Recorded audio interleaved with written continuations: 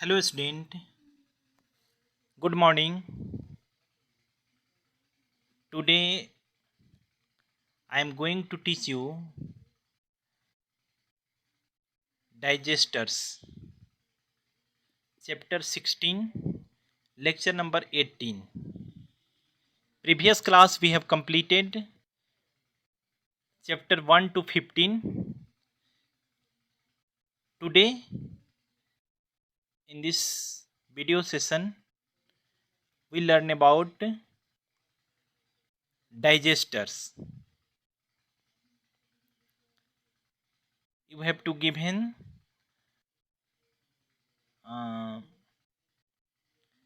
some clues, read the description and write the name of digesters. आपको कुछ विवरण दिया गया है. डिस्क्रिप्शन मतलब होता है विवरण. क्या होता है स्टूडेंट? विवरण. और डाइजेस्टर्स मीन्स होता है आपदा, जिसे आप प्राकृतिक आपदा कह सकते हो, नेचुरल डाइजेस्टर्स कह सकते हो.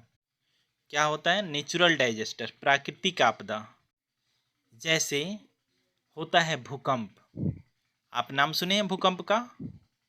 जैसे होता है फ्लड, बाढ़, जो अभी अभी चारों तरफ बाढ़ आया था. तो इस तरह जो चीज़ें हैं जो प्रकृति द्वारा होता है उसे हम क्या कहते हैं? नेचुरल डाइजेस्टर्स कहा जाता है. क्या कहते हैं? नेचुरल डाइजेस्टर्स, प्राकृतिक आपदा. क्या कहते हैं? प्राकृतिक आपदा इसे कहते हैं. तो इसी से रिलेटेड यह चैप्टर है और बहुत ही इंटरेस्टिंग चैप्टर है. यह चैप्टर शुरू करने से पहले मैं आप सभी स्टूडेंट को कहना चाहूँगा कि आप जो भी चैप्टर प्रीवियस क्लास में पढ़ चुके हैं उन सभी को आप फेयर कॉपी में मेंटेन करते चलें.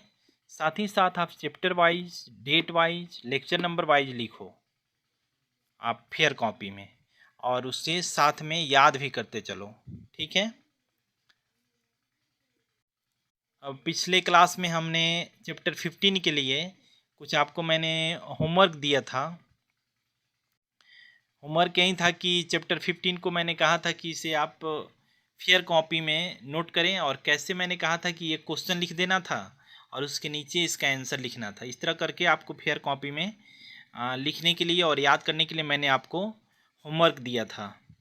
मैं आशा करता हूँ कि ये लेक्चर 15 का ये वर्क आपने होमवर्क आपने कर लिया होगा और आपने याद कर लिया होगा. अगर आपने ऐसा नहीं किया है तो आप इसे जल्द से जल्द इसे अपने नोटबुक में जैसे मैंने बताया है वैसे नोट कर लें और याद कर लें. ठीक है? और आज इस क्लास में चैप्टर 16 को हम पढ़ेंगे.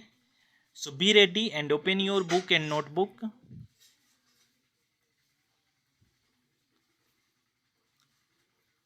And look at the book. Question number 1. A series of huge waves that happen after an undersea disturbance such as an earthquake or volcanic eruption. कहा जा रहा है कि जब समुद्र के अंदर डिस्टर्बेंस उत्पन्न होता, मतलब हलचल उत्पन्न होता है, ठीक है, तो एक बहुत बड़ा क्या होता है? लहर उठता है. क्या होता है? लहर उठता है. वेव मीन्स क्या होता है? लहर. वेव्स मीन्स होता है लहर. मैं जब पढ़ाता हूँ तो आपको सभी सब जो भी हार्ड वर्ड आता है उसका मैं अर्थ बोलता हूँ. आप उसे इसलिए मैं बोलता हूँ कि नोटबुक और पेंसिल हाथ में लेकर के बैठो, ओपन करके बैठो, ताकि मैं जो भी हार्ड वर्ड का अर्थ बोल रहा हूँ उसको तुरंत आप नोट करके और उसका अर्थ नोट कर लिया करो अपने नोटबुक में, अपने फेयर कॉपी में. समझ रहे हो? जैसे यहाँ पर मैंने डाइजेस्टर्स का अर्थ बताया आपदा, तो आप वहाँ आपदा लिख दो. मैंने यहाँ पे डिस्क्रिप्शन का अर्थ होता है विवरण, तो इसके सामने विवरण लिख लो. इस तरह से आप नोट करते चलोगे तो आपको क्लियर रहेगा और आपको याद करने में सुविधा होगा। ठीक है, तो यहाँ मैं बता रहा था कि जब समुद्र के अंदर हलचल होती है तो उसमें बहुत ऊंची लहरें उठती हैं। क्या उठती हैं? लहरें। वेव मीन्स होता है लहर। ठीक है, WAVES, वेव्स मीन्स होता है लहरें। ठीक है, हैपन डिस्टर्बेंस मतलब डिस्टर्बेंस बता दिया मैंने, सच एज एन अर्थक्वेक और वोल्केनिक इरप्शन। और इसी प्रकार से ठीक है जो है सो अर्थक्वेक मीन्स होता है भूकंप और वोल्केनिक इरप्शन मीन्स होता है ज्वालामुखी विस्फोट। इसी तरह से क्या होता है आपको यह भूकंप और ज्वालामुखी विस्फोट होता है। ठीक है, इन सभी चीज़ों को जब समुद्र में बहुत ऊंची लहरें उठती हैं, ठीक है, और कुछ देर तक जब वो लहरें उठी ही रह जाती हैं, जल्दी नीचे नहीं गिरती हैं लहरें, तो उसको क्या कहा जाता है? उसको सुनामी कहा जाता है स्टूडेंट। इसको क्या कहा जाता है? सुनामी। क्या कहते हैं स्टूडेंट? इसमें बहुत से शहर नष्ट हो जाते हैं डूब करके पानी में, क्योंकि पानी का स्तर गिरता ही नहीं है। जब लहर उठ गया तो वो पानी का स्तर उतना ही पे रह जाता है और इस तरह से कई शहर डूब जाते हैं और बहुत लोग उसमें डूब के प्राण गंवा बैठते हैं। तो उस आपदा को क्या कहते हैं? सुनामी कहा जाता है। इसका स्पेलिंग होता है TSUNAMI। इसमें सुनामी को टी से आप पूछ सकते हैं कि यहाँ पे टी से आपने लिखा है और आप इसे सुनामी पढ़ रहे हैं, तो स्टूडेंट यहाँ पे टी साइलेंट हो जाता है। ठीक है, और उससे सुनामी ही पढ़ा जाता है। लिखा जाता है TSUNAMI, लेकिन इसे सुनामी ही पढ़ा जाता है। यहाँ पे टी को साइलेंट कर दिया जाता है और सुनामी इसको हम पढ़ते हैं। अगर आप इस नाम को पढ़ने में आपको दिक्कत है तो आप यहाँ बगल में लिख लो, ये स्पेलिंग भर लो और उसके बाद यहाँ लिख लो सुनामी। इसको सुनामी पढ़ते हैं, टी सुनामी नहीं पढ़ते हैं, इसको केवल सुनामी पढ़ते हैं। ठीक है, आगे second number, an overflow of water that submerge land which is usually dry.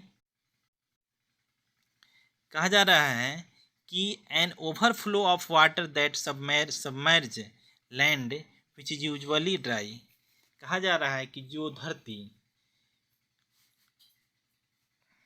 पहले से आमतौर पर सूखा हुआ था, वह अचानक पानी से जब भर जाता है, ठीक है, जलमग्न हो जाता है, तो उस स्थिति को क्या कहा जाता है? बाढ़ कहा जाता है। क्या कहते हैं? बाढ़ कहा जाता है। इंग्लिश में उसे फ्लोड कहा जाता है। FLOOD, फ्लोड मीन्स होता है बाढ़।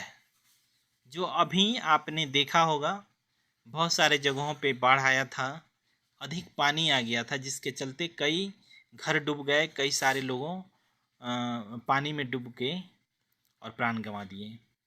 तो यह रेन सीजन में होता है, बरसात के मौसम में ऐसा आपको देखने को मिलता है। ठीक है, तो इसमें आप FLOOD भर लेंगे। ठीक है, और 3 नंबर में ए sudden shaking of the ground caused by sudden breaking and movement of tectonic plates of outermost crust। कहा जा रहा है कि अचानक जो है a sudden shaking of the ground caused by sudden breaking and movement of the tectonic plate of outermost crust। पृथ्वी की आंतरिक सतह में अंदर जो है, ठीक है, जो प्लेटें हैं, प्लेट कहा जाता है पृथ्वी के मिट्टी का जो सतह होता है नीचे, वह कई भागों में बटा हुआ होता है। तो सभी जो भाग होते हैं उसको आपस में टेक्टोनिक प्लेट्स कहा जाता है। और जब वो प्लेट एक दूसरे से टकराते हैं तो पृथ्वी के सबसे बाहरी परत में, इट मीन्स हम जिस पर चलते हैं, ऊपरी परत में कंपन शुरू होता है। उसे हम क्या कहते हैं? अर्थक्वेक कहते हैं। इट मीन्स भूकंप। इसका अर्थ क्या होता है? उसे हम भूकंप कहते हैं। अब आपको समझ में आ रहा होगा कि जब पृथ्वी के आंतरिक सतह में जब उसकी प्लेटें एक दूसरे के साथ टकराती हैं तो पृथ्वी के बाहरी सतह पे, इट मीन्स ऊपरी सतह पे कंपन शुरू होता है। उसे हम क्या कहते हैं? अर्थक्वेक कहते हैं, भूकंप कहते हैं। ठीक है, स्पेलिंग है EARTHQUAKE, अर्थक्वेक। ठीक है, इसे भूकंप कहा जाता है। Clear? Question number 4, a long period when there is little or no rain. कहा जा रहा है कि एक लंबे समय से जब बहुत कम वर्षा होती है या वर्षा नहीं भी होता है तो उस स्थिति को हम क्या कहते हैं? जब बहुत अधिक वर्षा होता है तो चारों तरफ क्या आ जाता है? बाढ़ आ जाता है। लेकिन जब लंबे समय तक बहुत कम बारिश हो या वर्षा नहीं हो तो उस स्थिति को क्या कहा जाता है? तो ड्राई से बना हुआ है ड्रॉट, DROUGHT। इसका अर्थ होता है सूखा या अकाल। क्या होता है? सूखा या अकाल। तो सभी जगह पे क्या हो जाता है? चारों तरफ सूखा हुआ दिखता है और कोई भी फसल नहीं हो पाता है। उस स्थिति में अकाल पड़ जाता है। ठीक है, तो उसे हम क्या कहते हैं? Drought, DROUGHT। ठीक है, clear? Question number 5, a large scale air mass that rotates around strong centre of low pressure in the northern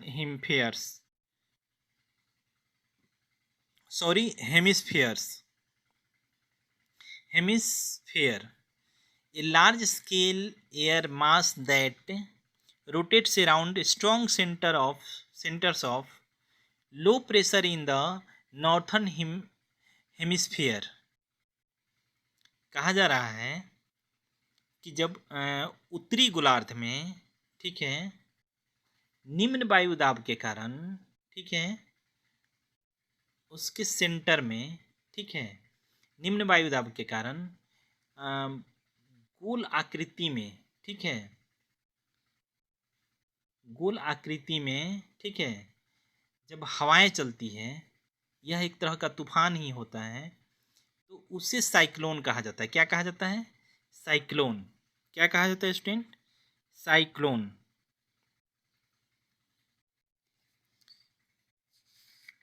और साइक्लोन का अर्थ होता है चक्रवात। क्या होता है? चक्रवात। और चक्रवात होता क्या है, एक बार आपको हम बता रहे हैं कि चक्रवात घूमती हुई वायु राशि का नाम है।